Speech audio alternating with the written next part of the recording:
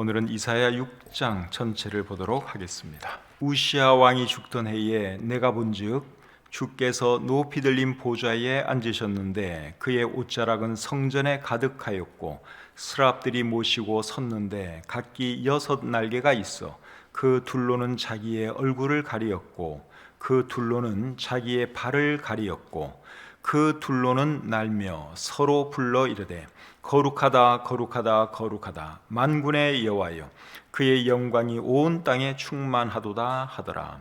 이같이 화답하는 자의 소리로 말미암아 문지방의 터가 요동하며 성전의 연기가 충만한지라. 그때에 내가 말하되 화로다 나여 망하게 되었도다. 나는 입술이 부정한 사람이요 나는 입술이 부정한 백성 중에 거주하면서 만군의 여호와이신 왕을 배웠음이로다 하였더라. 그때에 그 스랍 중에 하나가 부젓가락으로 제단에서 집은 바 핀수칠 손에 가지고 내게로 날아와서 그것을 내 입술에 대며 이르되 보라 이것이 내 입에 닿았으니 내 악이 제하여졌고 내 죄가 사하여졌느니라 하더라.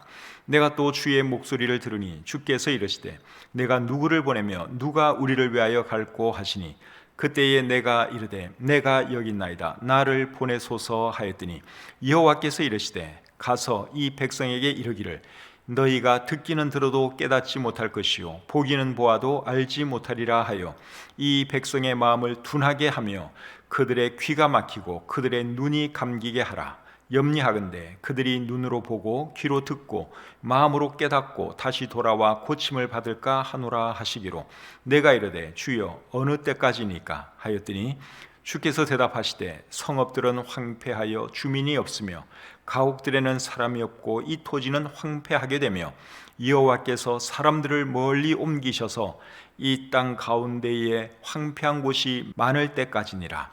그 중에 10분의 1이 아직 남아 있을지라도 이것도 황폐하게 될 것이나 밤나무와 상수리나무가 폐임을 당하여도 그 그루터기는 남아 있는 것 같이 거룩한 씨가 이 땅의 거루터기니라 하시더라. 아멘. 오늘은 이사야 6장 말씀을 본문으로 해서 나를 보내소서 이런 제목으로 하나님 말씀 전하기를 원합니다. 오늘 읽은 이 본문은 하나님께서 이사야를 선지자로 부르시는 내용입니다. 하나님께서 이사야를 선지자로 부르신 때는 우시야 왕이 죽던 해였습니다. 오늘 본문 1절에 그렇게 말씀하고 있죠. 우시야 왕이 죽던 해는 기원전 740년입니다. 우시야 왕이 죽던 해에 하나님께서 이사야를 선지자로 부르셨습니다. 북이스라엘이 아수르 제국에 의해서 멸망한 해는 기원전 722년이니까 이사야 선지자는 북이스라엘이 멸망하기 18년 전에 하나님의 부르심을 받은 것입니다. 이사야 선지자가 부름받을 즈음 유다는 경제적으로 풍요로웠고 그리고 군사적으로도 아주 튼튼했습니다. 그런데 영적으로는 좋지를 못했습니다. 역대하 26장을 한번 보겠습니다. 그 당시 유다의 상태가 어땠는지 역대하 26장 6절부터 10절까지의 말씀 제가 한번 읽어보겠습니다.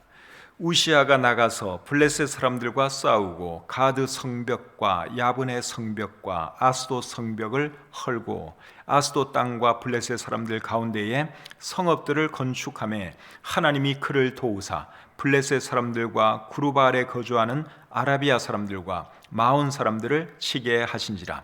암몬 사람들이 우시아에게 조공을 바치매 우시아가 매우 강성하여 이름이 애굽 변방까지 퍼졌더라. 우시아가 예루살렘에서 성 모퉁이 문과 골짜기 문과 성 구비에 망대를 세워 견고하게 하고 또 광야에 망대를 세우고 물 웅덩이를 많이 파고 고원과 평지에 가축을 많이 길렀으며 또 여러 산과 좋은 밭에 농부와 포도원을 다스리는 자들을 두었으니 농사를 좋아함이었더라. 방금 읽은 이 말씀을 보시면 우시아 왕 때 군사적으로도 대단히 강했고 그리고 경제적으로도 대단히 풍요했던 것을 우리가 볼 수 있죠. 그런데 영적으로는 그렇게 좋지를 못했습니다. 우시아 왕 자체는 괜찮은 사람인데 국민들의 영성이 아주 나빴습니다. 열왕기하 15장 3절부터 5절까지의 말씀입니다.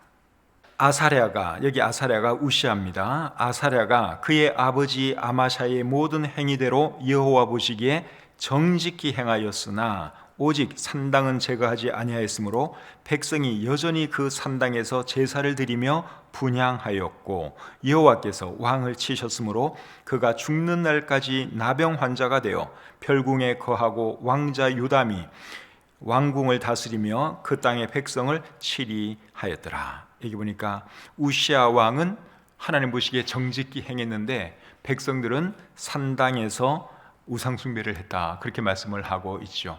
그리고 이 우시아 왕은 늙어서 어떻게 되었는가 하면 제사장이 할 수 있는 그 일을 자기가 하려고 하다가 결국 나병 환자가 되고 말았습니다. 그래서 나병 환자가 되고 난 이후에는 이제 아들이 대신 통치를 했죠. 아들의 이름은 요담입니다. 그 다음에 역대하 27장 2절 말씀을 또 보겠습니다.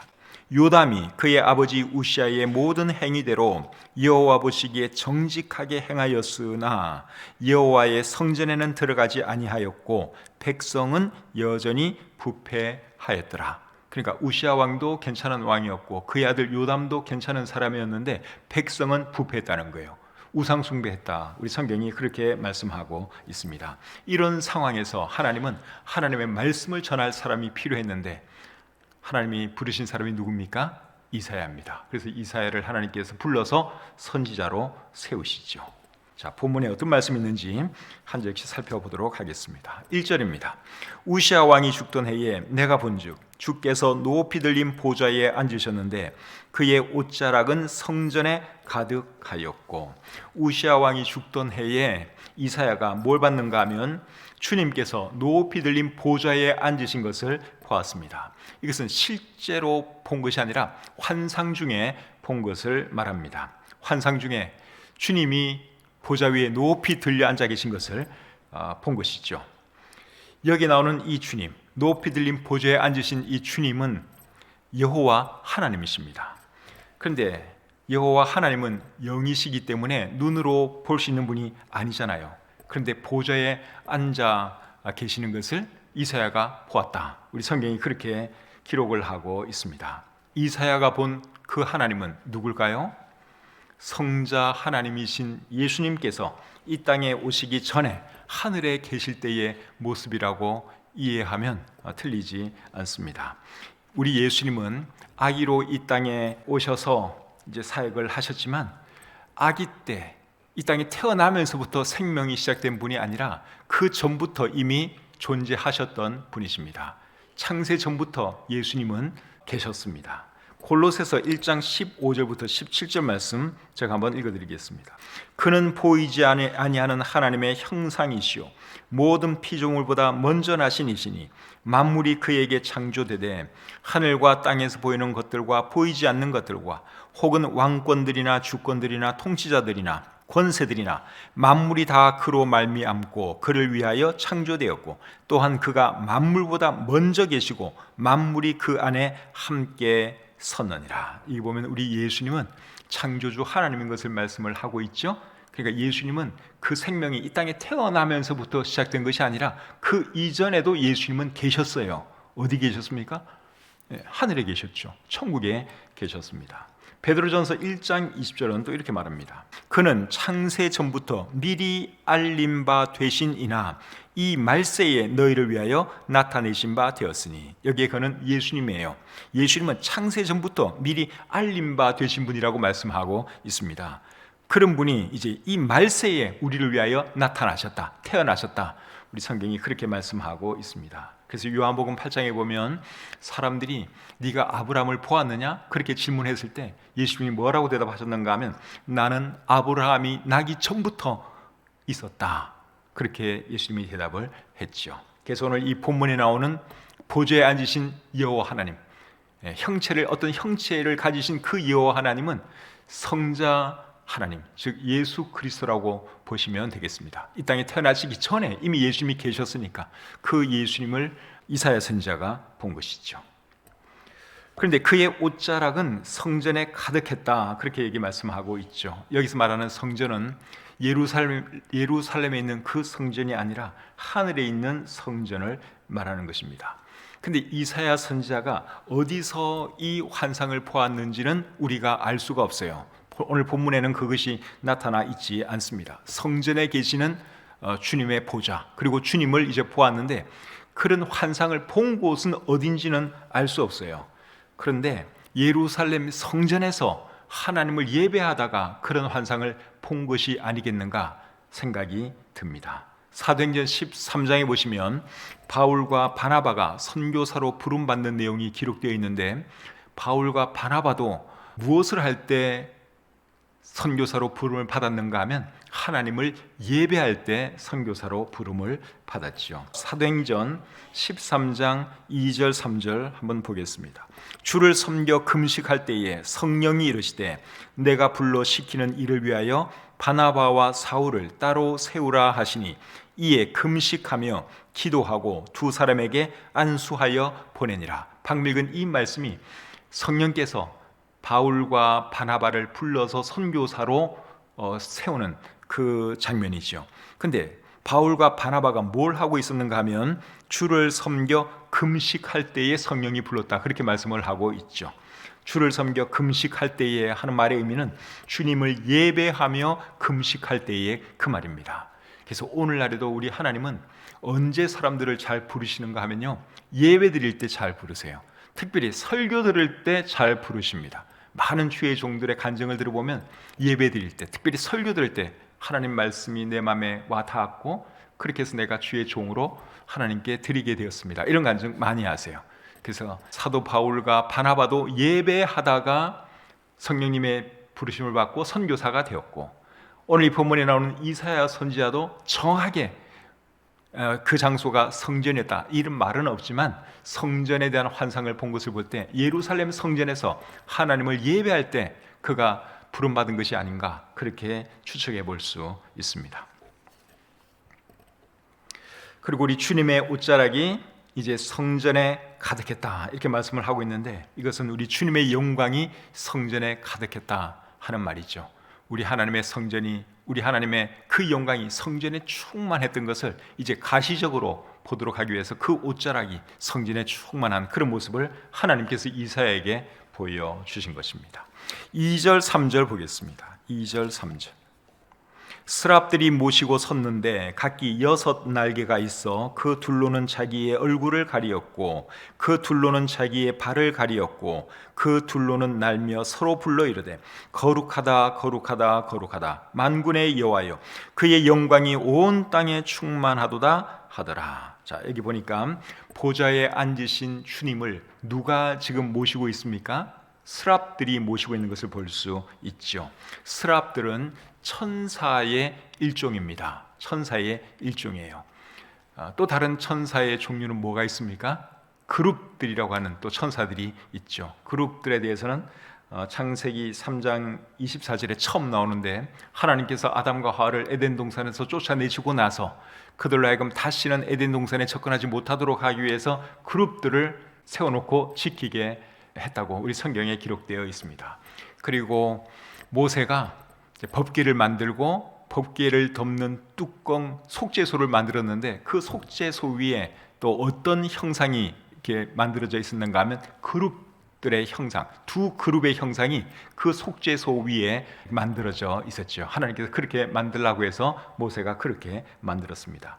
이 그룹들에 대한 설명은 성경 여기저기 많이 나와요. 근데 스랍들에 대해서는 오늘 이 본문에만 유일하게 나옵니다.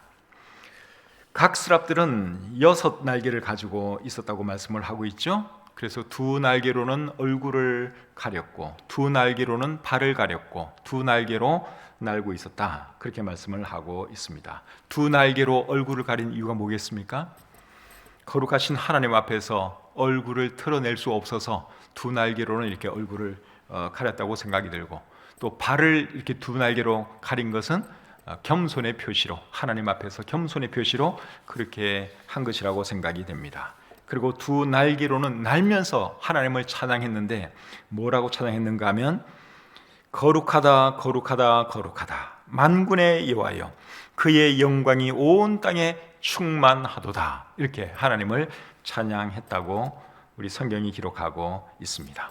요한계시록 4장에 보시면 천사로 생각되는 네 생물이 나오는데 그 네 생물이 스랍들이 아닐까 생각이 됩니다. 요한계시록 4장 6절부터 9절 말씀을 한번 보겠습니다. 보좌 앞에 수정과 같은 유리바다가 있고 보좌 가운데와 보좌 주위에 네 생물이 있는데 앞뒤에 눈들이 가득하더라. 그 첫째 생물은 사자 같고 그 둘째 생물은 송아지 같고 그 셋째 생물은 얼굴이 사람 같고 그 넷째 생물은 날아가는 독수리 같은데 네 생물은 각각 6 날개를 가졌고 그 안과 주위에는 눈들이 가득하더라. 그들이 밤낮 쉬지 않고 이르기를 거룩하다 거룩하다 거룩하다 주 하나님 곧 전능하신 이여 전에도 계셨고 이제도 계시고 장차 오실 이시라 하고 그 생물들이 보좌에 앉으사 세세토록 살아계시는 이에게 영광과 존귀와 감사를 돌릴 때에 이 네 생물이 천사들 같죠? 그런데 이 네 천사들이 하나님을 찬양하는 그 내용이 오늘 본문에 스랍들이 하나님을 찬양하는 그 내용하고 비슷하죠. 거룩하다 거룩하다 거룩하다 그러면서 하나님을 찬양했어요. 이런 내용들을 볼 때 요한계시록 4장에 나오는 이 네 생물들이 스랍들이 아닐까 그렇게 생각이 됩니다. 그리고 날개도 6개 있는 것을 볼 때 거의 그런 생각이 들지요. 그래서 스랍들이 하는 일은 뭔가 하면 하나님을 가까이서 보조하면서 하나님을 찬양하는 그런 일을 스랍들이 합니다. 그리고 그룹들이라고 하는 천사들은 또 어떤 일을 하는가 하면 하나님의 영광과 존엄과 거룩을 파수하는 일을 하는 것이죠. 그래서 에덴 동산을 지키고 그리고 법궤 뚜껑 속죄소 위에도 이제 그룹들을 이렇게 만들어 놓은 것을 보면 하나님의 영광과 존엄과 거룩을 파수하는 일은 이제 그룹들이 하는 것이 아닌가 그렇게 우리가 생각해 볼 수 있습니다. 4절 말씀 보겠습니다. 4절 이같이 화답하는 자의 소리로 말미암아 문지방의 터가 요동하며 성전의 연기가 충만한지라. 스랍들의 찬양 소리에 문지방의 터가 요동하고 성전의 연기가 가득했다 그렇게 말씀을 하고 있는데 이것은 하나님의 위엄과 영광이 성전에 충만했다 하는 말이죠. 자, 5절 말씀 보겠습니다. 그때에 내가 말하되 화루다 나여 망하게 되었도다. 나는 입술이 부정한 사람이요 나는 입술이 부정한 백성 중에 거주하면서 만군의 여호와이신 왕을 배웠음이로다 하였더라. 보좌에 계신 주님을 본 이사야가 뭐라고 말합니까? 나는 이제 망하게 되었다. 나는 이제 죽게 생겼다. 그렇게 말을 했습니다. 그렇게 말한 이유는 자신은 부정한 사람인데 거룩하신 하나님을 보았기 때문이죠. 부정한 죄인이 하나님을 보면 살 수가 없습니다. 삼손의 아버지가 하나님의 사자를 만나고 나서 자기 아내에게 뭐라고 말을 했는가 하면 우리가 하나님을 보았으니 반드시 죽으리로다 그렇게 말을 했습니다. 사람이 죄인이 하나님을 보고 어떻게 감히 살아남을 수가 있겠습니까? 옛날에는 왕 얼굴 한번 잘못 봤다가도 죽었죠. 근데 우리 죄인이 누추한 죄인이 어떻게 감히 하나님을 우리가 볼 수가 있겠어요? 그래서 삼손의 아버지는 우리가 하나님을 보았으니 이제 우리는 죽을 것이다 그렇게 말을 했습니다. 사사 기드온도 비슷한 말을 했습니다. 사사기 6장 22절 23절 제가 한번 읽어드리겠습니다. 기드온이 그가 여호와의 사자인 줄을 알고 이르되 슬프도소이다. 주 여호와여 내가 여호와의 사자를 대면하여 보았나이다 하니 여호와께서 그에게 이르시되 너는 안심하라 두려워하지 말라 죽지 아니하리라 하시니라. 그래서 옛날 구약에 나오는 사람들은 하나님 보면 다 죽는 걸로 알고 있었어요. 하나님은 거룩하시고 자기는 누추한 죄인인데 하나님을 보고 어떻게 살아남을 수가 있겠습니까? 이스라엘 백성은 시내 산에서 하나님의 임재를 경험하고 나서 두려워 어찌할 줄을 몰랐습니다. 출애굽기 19장 16절 말씀입니다. 셋째 날 아침에 우레와 번개와 빽빽한 구름이 산 위에 있고 나팔 소리가 매우 크게 들리니 진중에 있는 모든 백성이 다 떨더라. 하나님을 직접 본 것도 아니에요. 하나님의 임재를 조금 맛보고도 두려워서 어찌할지를 몰랐습니다. 베드로는 예수님이 하나님인 것을 알고 어떤 반응을 보였죠? 예수님 앞에 엎드려서 나를 떠나소서 나는 죄인이로소이다 그런 말을 했습니다. 예수님이 하나님인 것을 알고 베드로는 어찌할 줄을 몰랐어요. 그래서 나는 죄인입니다. 제발 나를 좀 떠나 주십시오. 예수님에게 그렇게 말을 했습니다. 사도 요한은 환상 중에 예수님을 보았는데 예수님을 보고 어떤 반응을 보였는지 요한계시록 1장 17절 18절 보겠습니다. 요한계시록 1장 17절 18절입니다.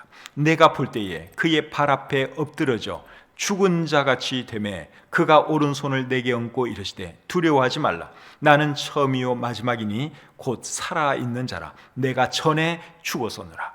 사도 요한이 환상 중에 예수님을 보았습니다. 예수님을 보고서 어떻게 되었다 그랬습니까? 죽은 자같이 되었다 그랬어요. 너무너무 두려웠습니다. 하나님을 이제 본 것이죠. 예수님이 하나님이니까. 하나님을 보고서는 사도 요한이 두려워서 그 앞에 엎드려서 마치 죽은 자와 같이 되었다. 그렇게 우리 성경이 말씀을 하고 있고, 그런데 우리 예수님께서 죽지 않을 것이라고 말씀을 해 주셨죠. 어떤 사람들은 하나님 보여주면 내가 하나님 믿겠다, 그렇게 말하는 사람들이 있습니다. 그렇게 말하는 사람들은 정말 뭘 몰라서 그런 겁니다. 그 사람들 앞에 하나님께서 자신을 나타내 보이면 그 사람들이 어떻게 되느냐? 당장 죽습니다. 여러분, 천둥 소리 무섭지 않습니까? 천둥 소리, 지진 나는 거 무섭잖아요. 그런 것만 봐도 사람들은 무서워서 어찌할 줄을 모르는데 하나님의 영광을 죄인이 본다고 한번 생각해 보십시오. 살아남을 자가 없는 것이죠. 그러니까 하나님께서 자신을 나타내 보여주시지 않는 것이 오히려 은혜라는 것을 알아야 합니다. 뭘 모르고 하나님 보여주면 믿겠다, 그런 사람들은 하나님 보자마자 죽습니다. 어떻게 감히 누추한 죄인이 하나님을 볼 생각을 합니까? 6절 7절 말씀 계속 보겠습니다. 6절과 7절입니다. 그때에 그 스랍 중에 하나가 부젓가락으로 제단에서 집은 바 핀 숯을 손에 가지고 내게로 날아와서 그것을 내 입술에 대며 이르되 보라, 이것이 내 입에 닿았으니 내 악이 제하여 졌고 내 죄가 사하여 졌느니라 하더라. 하나님께서 이사야의 죄를 용서해 주셨죠. 그 다음 8절 보겠습니다. 내가 또 주의 목소리를 들으니 주께서 이르시되 내가 누구를 보내며 누가 우리를 위하여 갈꼬 하시니 그때에 내가 이르되 내가 여기 있나이다, 나를 보내소서 하였더니, 하나님께서 이사야의 죄를 용서해 주시고 나서 뭐라 그러셨는가 하면 내가 누구를 보내며 누가 우리를 위하여 갈꼬, 그렇게 말씀을 하셨어요. 여기서 우리는 성부, 성자, 성령 하나님이십니다. 다른 어떤 사람들을 하고 하나님께서 우리라고 그렇게 한 것이 아니라 성부, 성자, 성령을 일컬어서 오늘 이 본문에서는 우리라고 표현하고 있는 거예요. 창세기 1장 26절에도 우리라는 표현이 나오는데 거기에 나온 우리도 성부, 성자, 성령 하나님을 말하는 것입니다. 한번 보겠습니다. 창세기 1장 26절입니다. 하나님이 이르시되 우리의 형상을 따라 우리의 모양대로 우리가 사람을 만들고 그들로 바다의 물고기와 하늘의 새와 가축과 온 땅과 땅에 기는 모든 것을 다스리게 하자 하시고, 하나님이 우리의 형상을 따라 사람을 만들자, 그렇게 말씀을 하셨는데 여기서 말하는 우리도 성부, 성자, 성령 삼위 하나님을 말하는 것입니다. 창세기 11장 7절 8절 한번 보겠습니다. 자, 우리가 내려가서 거기서 그들의 언어를 혼잡하게 하여 그들이 서로 알아듣지 못하게 하자 하시고 여호와께서 거기서 그들을 온 지면에 흩으셨으므로 그들이 그 도시를 건설하기를 거쳤더라. 여기도 보면 하나님께서 우리가 내려가서 이렇게 말씀을 하는데 여기 우리도 성부, 성자, 성령 하나님이세요. 그래서 하나님이 이사야에게 내가 누구를 보내면 누가 우리를 위하여 갈꼬, 그렇게 말해줄 때 여기 우리는 성부, 성자, 성령 하나님이시다 하는 것을 우리가 알 수 있죠. 하나님께서 누구를 보내면 누가 우리를 위하여 갈꼬, 그렇게 말을 하니까 이사야가 뭐라고 대답했습니까?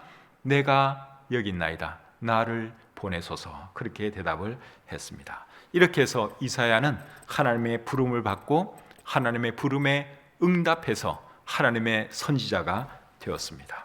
하나님께서 모세를 부르셨을 때 모세는 어떤 반응을 보였죠? 하나님, 나는 말을 못합니다, 다른 사람을 보내세요. 모세는 그렇게 대답을 했습니다. 예레미야 선지자를 하나님께서 부르셨을 때는 예레미야가 뭐라고 대답을 했죠?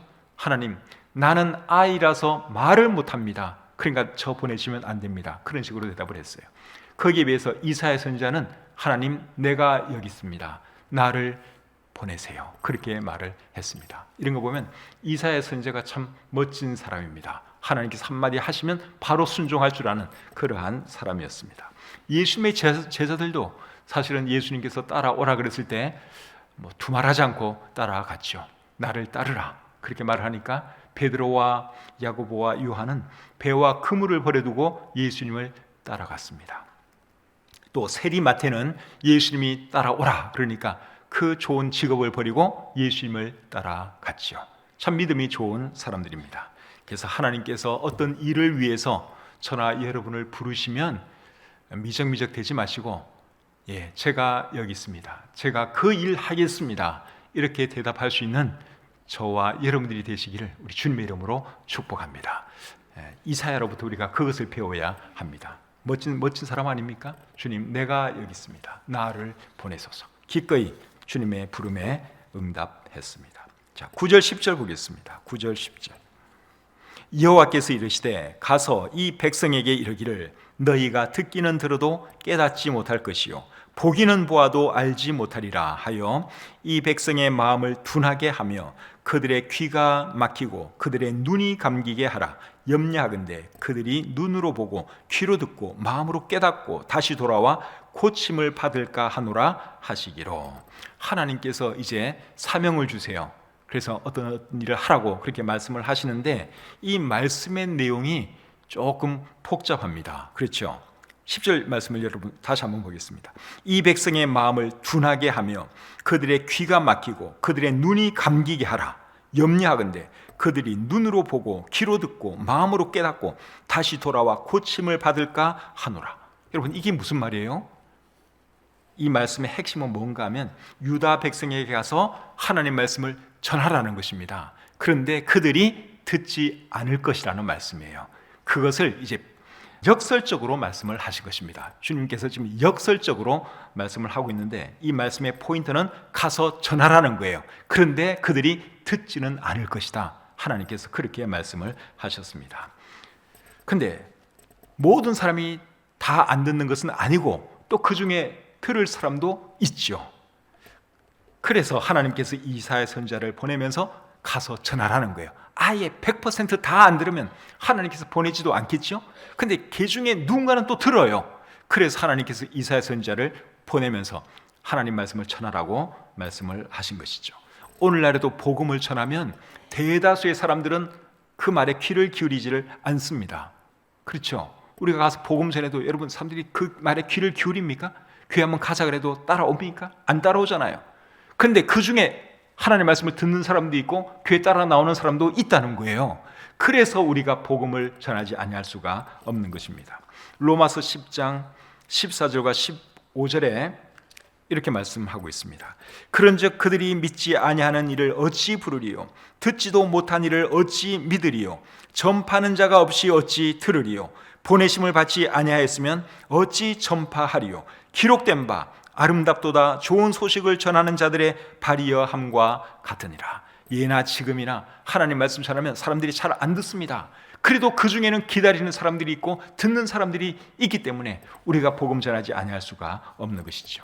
이사야 때도 마찬가지예요. 대다수의 사람들은 하나님 말씀에 관심이 없었어요. 우상 숭배하기에 바빴어요. 그런데 그 중에 하나님 말씀 전하면 들을 사람들이 있었기 때문에 하나님께서 이사야를 부르신 거고 가라고 명령하신 것이죠. 11절 12절 보겠습니다.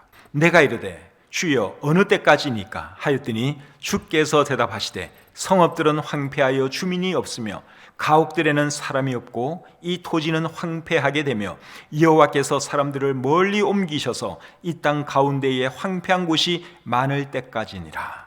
자, 사명을 받은 이사야가 이제 하나님 말씀을 전하러 가기 전에 하나님께 질문을 하나 했습니다. 질문의 내용이 뭐죠? 하나님, 언제까지 하나님 말씀을 전해야 합니까? 질문을 했습니다. 그 질문에 하나님이 뭐라고 대답하셨는가 하면 성읍들이 황폐해지고 사람들이 멀리 옮겨질 때까지 하라고 말씀을 했습니다. 여러분, 그때가 언제일까요? 성읍들이 황폐하고 가옥들에 사람이 없고 그리고 사람들이 먼 곳으로 옮겨질 그때가 언젠가 하면 유다가 멸망하는 그날을 말하는 것이죠. 그래서 성읍들이 황폐해지고 사람들이 멀리 옮겨질 때까지 하라 하는 그 말은 유다가 멸망할 때까지 너는 하나님 말씀을 증거하라 그 말입니다. 그런데 이사야 선지자는 유다가 멸망하기 한참 전에 세상을 떠났어요. 므낫세 왕 때 순교당해 죽고 말았습니다.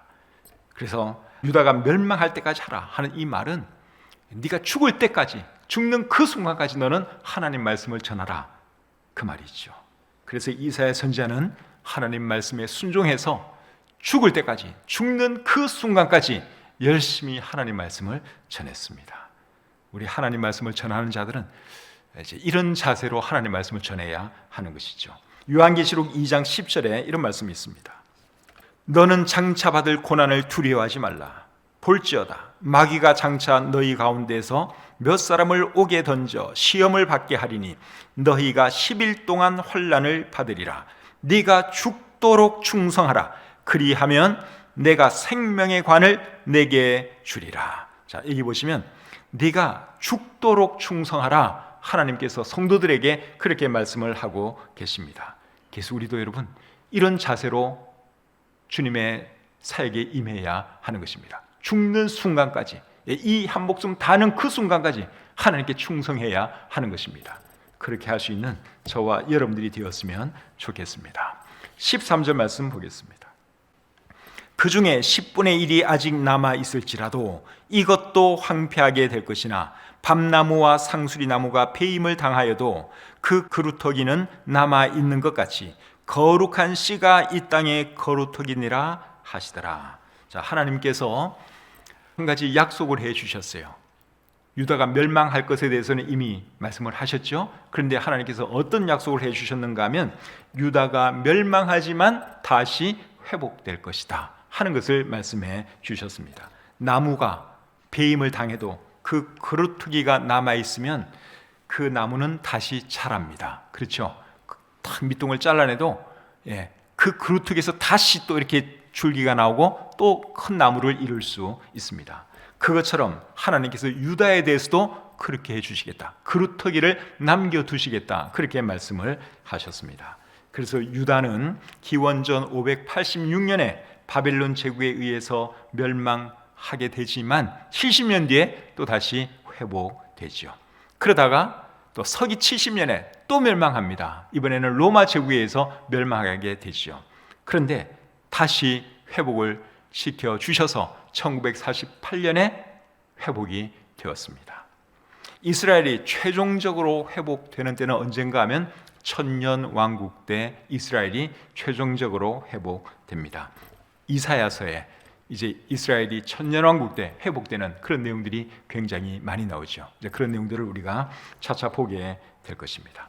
오늘 이 본문을 통해서 이사야 선지자를 부르신 내용을 살펴보았습니다. 우리 하나님은 오늘날에도 하나님의 일을 할 사람들을 찾고 계시죠. 부르고 계십니다.